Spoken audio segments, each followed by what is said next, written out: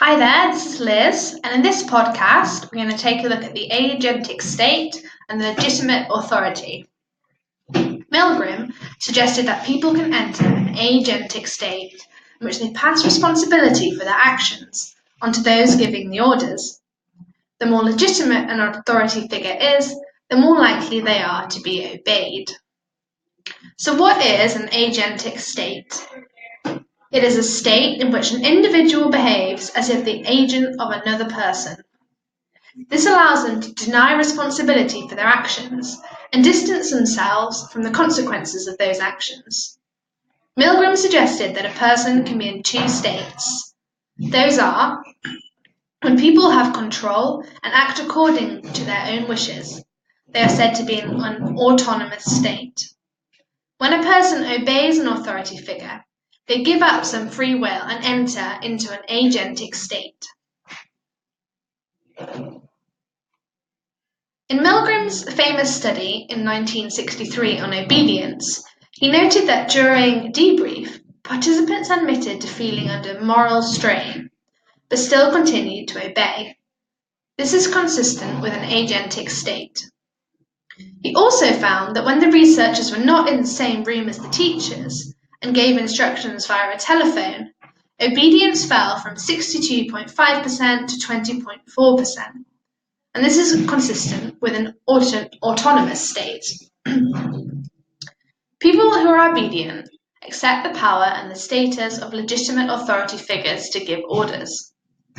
Individuals are more likely to carry out instructions given by such figures, and people learn to recognize the authority of individuals such as parents, teachers, and police officers through early socialization.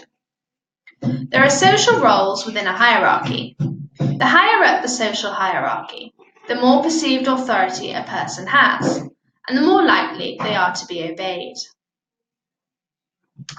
Agentic shift is when individuals shift from the autonomous to agentic state.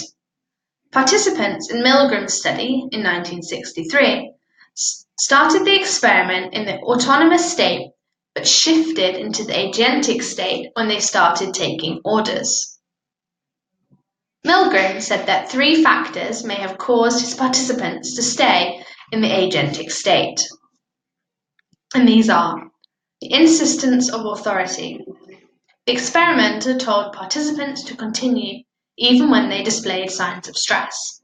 Another is the pressure of location.